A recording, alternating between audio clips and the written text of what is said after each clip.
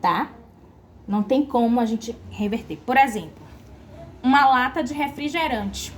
Se a gente deixar um tempo ela exposta, onde ela vai receber a água da chuva, onde ela vai receber o sol, ela pode enferrujar, tá?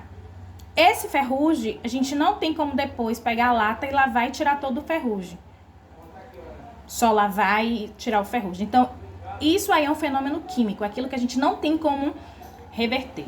Aquilo que já foi estragado. Por exemplo, um vidro quebrado, uma garrafa quebrada. A gente não tem como reverter a situação. Então, isso é um fenômeno químico. E o fenômeno físico é aquilo que pode ser revertido. Esse aí é um fenômeno químico. Por exemplo, um papel. A gente pega uma folha de ofício e rasga.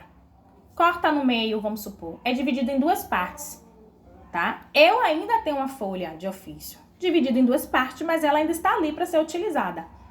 Então, isso aí é um fenômeno físico. É aquilo que a gente, de uma certa forma, pode utilizar ainda, pode reverter. Por exemplo, o gelo.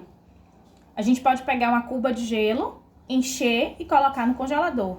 Se a gente tirar, vai voltar o que a gente colocou no início. Então, isso aí é um fenômeno físico.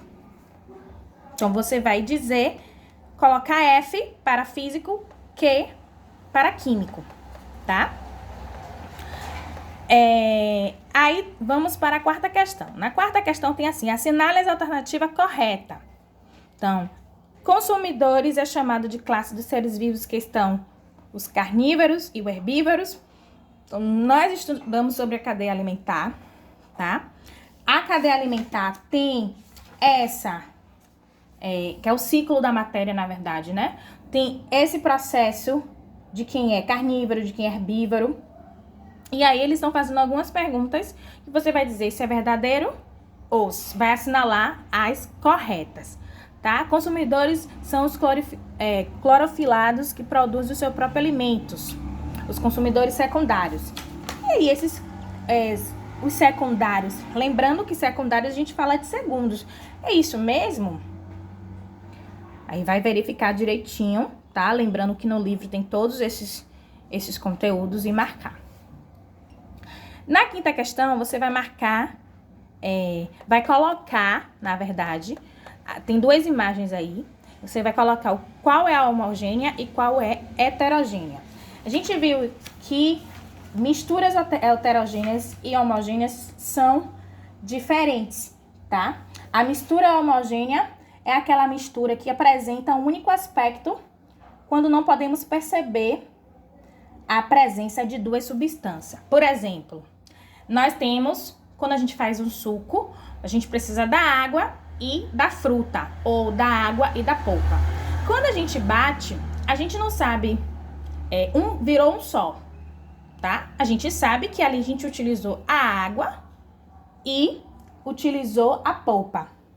E juntou os dois, virou um só. Então, essa é uma mistura homogênea. É aquilo que a gente consegue diluir e formar um só. A mistura heterogênea é aquilo que a gente não consegue diluir. A gente pode até juntar, mas não consegue formar uma mistura, uma só, né? Então, você vai ver aí, das duas imagens, o que pode ser uma mistura heterogênea e o que é uma mistura homogênea e colocar do lado a palavra. Na questão 6, está perguntando por que a água é considerada um solvente universal. Vimos isso, a importância da água nas nossas vidas. E, para iniciarmos, nós vimos por que a água é um solvente universal. Então, vai verificar no livro, no texto, busca lá as informações que tem e coloca a resposta. Na sétima questão, vai marcar verdadeiro ou falso, né?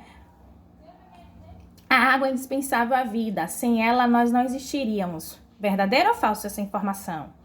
Então, essa é a sétima questão. Na oitava questão, vai marcar o que é solidificação, fusão, condensação e vaporização. Nós sabemos que existe estado físico, né? Que são o líquido, gasoso, sólido. Esses são o estado físico que a gente já conhece. E existe um processo que é a mudança, a passagem de um para o outro, que tem outros nomes, né? Então, temos aí a solidificação, a fusão, a condensação e a vaporização. Então, quem é a solidificação? É passado do líquido para o gasoso? É passado do gasoso para o líquido? Do líquido para o sólido? Do sólido para o líquido? E você vai marcar quem é 1, quem é 2, quem é 3 e quem é 4. Na questão 9, tem assim: a água é importante para a nossa sobrevivência e natureza. Se encarregar de desenvolver um ciclo para aproveitamento de água. Explique como acontece o ciclo da água. A gente viu que o ciclo da água, ele consiste em um processo que, para manter a sobrevivência de todos nós de uma certa forma. Mas como é que funciona esse ciclo da água? Então, você vai olhar e colocar aqui. Na 10ª questão, vai informar, né, para diferenciar de uma água potável e água contaminada. Como é uma água potável, como é uma água contaminada. E aí vai colocar nas linhas. Questão 11, você vai marcar X, a resposta correta, tá? O local onde se realiza o processo de limpeza da água é a estação de esgoto, é a estação de tratamento, é a estação de Paulo Afonso, aí você vai marcar X. Então, essa é a nossa atividade avaliativa de ciência, tá? Qualquer dúvida pode voltar aos textos do nosso livro, que a gente estudou, e tenha uma boa atividade.